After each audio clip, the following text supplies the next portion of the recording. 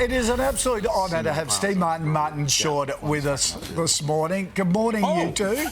You're on. Hello. You're on live. Hi. What were you Didn't chatting? realize we were on. What were you chatting about then? I think I used a word that you're not allowed to use on television. But anyway. You did? Yeah. That's lucky we were talking over you. You two. Yes. This isn't a friendship. This is a love story. This is a bromance. Well, let's not go insane. Yeah. Yeah. Not quite a love story, but it's a friend.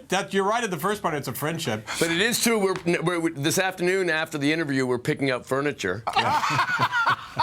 Martin, If it was a love story, I'd have to tell my wife. Anyway, go ahead. Martin, what do you see in Steve Martin? Oh, I see. It's like anyone who has a great close friend. You see enjoyment hanging with them. That's the main headline with me and Steve. And when I look at Marty, I see income. Listen, take us We're like back. the cash cow. Did you just He's see? my cash cow. Sorry. Well, we love the cash cow. When you're in Australia later on this year, we'd love you to come in and meet the cash cow because she'd love What to I meet love you. about too. your cash cow, I love how loose the skin is on the cow. It's like a very cow that needs a good meal. No, it's a cow that once weighed, 500 pounds. Who went on a diet, now it weighs 300 pounds. Yeah, but she's- when you lose that she's much had weight, you dramatic have to weight have a loss. skin reduction. Oh, I see. Okay. We Sorry. Go can't ahead. afford. She's giving away too much money. We can't afford to get that done for her. Yeah. Take us back to the set of The Three Amigos.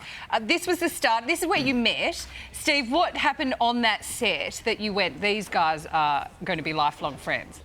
Well, I actually remember walking to the set. I didn't know Marty that well. It was like the first, one of the first 3 days.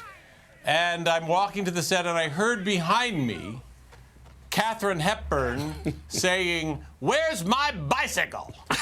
And I turned around, and it was Marty. And I thought, oh, this is going to be kind of fun. Who came up Where with the hell is my bicycle? Do it for him. I wish I had a bicycle to make this journey a lot easier. Who came up with the famous hip thrust on The Three Amigos?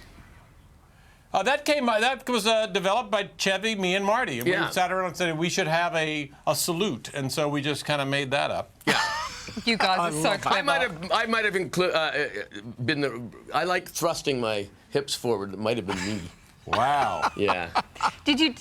Well, speaking of hip thrusting, did you do all your own riding of horses in that movie? All the stunt riding? Absolutely not.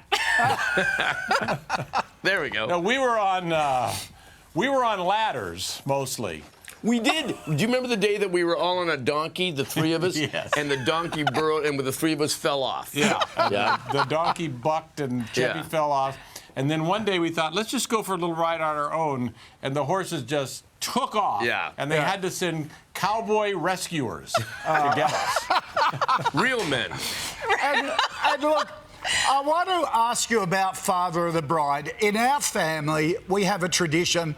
Before every one of our kids gets married, we all rewatch that movie. It is spectacularly good. Martin, who did you base Frank on? It was based on no one that I particularly knew. The idea was really that you could understand him enough so that the audience could understand him, but understandably Steve couldn't because he was alienated from the process anyway. So we did many takes. And Steve, I feel like you based your character on my father and every other father out there who's ever, worried about paying for a wedding. Well, at the time, I was not a father. And people say, how could you play a father? You've never had kids. And I say, well, I am a human that has emotions. And, but there always is, weddings are very expensive in the modern world. Yes, they are. I just had my son was just married last September, and they watched Father of the Bride the week before. And he had 2 weddings for his children, and now he has to tour Australia to pay for it. Really? That's all right. We don't mind helping out. So you're touring in November, and the show is called Now You See Them, Soon You Won't. Steve, why did you feel the need to address your mortality right off the bat? Well, it just sort of, gets it out of the way right away. Our last show was called... An evening you'll forget for the rest of your life. Right. And that worked, so we just thought, we went over several different titles. I wish I could think of the one I really, really liked that we thought was too hip for the room. But anyway. Steve, are you going to play the banjo? A lot of people wouldn't know that you're an accomplished banjo player. Well, thank you, and we do. We bring a great band with us, but most of the stuff we play like maybe one. It's not really a banjo concert. It's we do a couple of funny songs, and I do play the banjo eventually and try to show off a little bit. Right. You're very good. You really roast each other on stage. Tell us honestly, do either of you ever get offended? No. We never do. No. Because there's no agenda. It's even if Steve did a joke on me in life that was too far, I would know that there was no negative intention. And that's the main key to it. Yeah. I'm not on stage, not remotely. Okay. No, we just have never gotten to the point where, oh no, that's too much. I don't know. I think we're basically both kind of nice people, so we're not going to try to hurt your friend. Yeah. And Marty actually started this thing of insulting. I mean, I'd be with him and then he'd say something, and I'd strike it was funny, and then later I think that was about me. And then I learned I could kid him, but I actually liked it one way, where he was sort of trash me all the time, and I would just laugh. I love it. And the show mocks Hollywood a lot, the whole concept of celebrity. Who's the biggest Hollywood diva out of the two of you? Marty. Steve. No, I mean, there's no question about it. I'm of the people. Steve hasn't really met people for many years. That's the only reason I don't know if I'm a diva, because I don't have any friends. Yeah. Okay, well, can we judge this? What do you have on your tour rider, which for people at home is the list of demands that Hollywood celebrities make when they're in their dressing rooms? What do you two request? We have, I'd say, the most modest tour rider you've ever seen. Mine literally is iced tea. Whoops, I lost my... Oh. Go ahead, you talk. Oh, sorry. Mine is ginger ale and a balance bar. Oh, that's all pretty boring. Yeah. You two are But getting really I had a old. manager, I had a famous manager, Bernie Brillstein, who used to think that my rider was so pathetic that he put in a 125-year-old Macallan Scotch, even though I didn't drink it. And then eventually he forgot that he'd put it in, and every Christmas he'd send me a case of Macallan Scotch. And I finally had to say, I don't drink Scotch, Bernie. Oh, I thought you did. But you can get very demanding about your rider when I hear you screaming, "Where's my ginger ale and balance bar?" I know that I know. you're on a path, warpath. Yeah, a monster is in the building. Yeah. Just sitting here listening to you now, when you're on stage, how much do you just go off script? I know there's a vague script for what you do in these shows, but how much of it do you just go with the flow and go off script?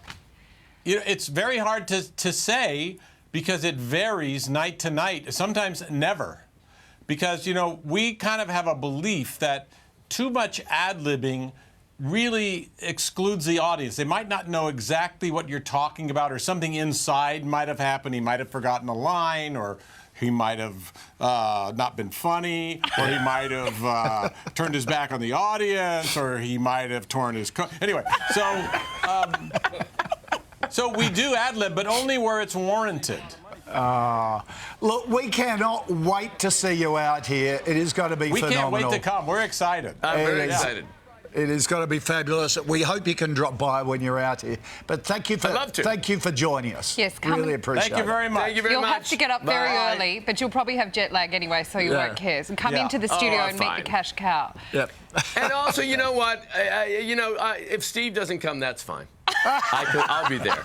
We'll take either of you, any of you, or both of you. Okay, exactly. And I Any already way have we my could ticket. win the cash cow. Yeah. No, you guys can't win the cash cow. You're Hollywood stars. All right. You All can- right. But I'm can telling ride you, the cash cow is looking gaunt. It needs to either gain weight or have the skin. They can tighten the skin. We'll get onto it, Martin Short. You can't Thank you. have you can't have a svelte cash cow. Well, something's got to be done. All right, well, I've already got my tickets. Can't wait to see you in November. Thank you, you. gentlemen. Goodbye. Bye again. It's lovely to meet you. And Steve Martin Bye. and Martin Short are live on stage in November. Perth, Adelaide, Brisbane, Melbourne and Sydney. All the ticket details are at sunrise.com.au. Wow. How lucky are we I know. to talk to those two blokes? Mate. Amazing. Mate.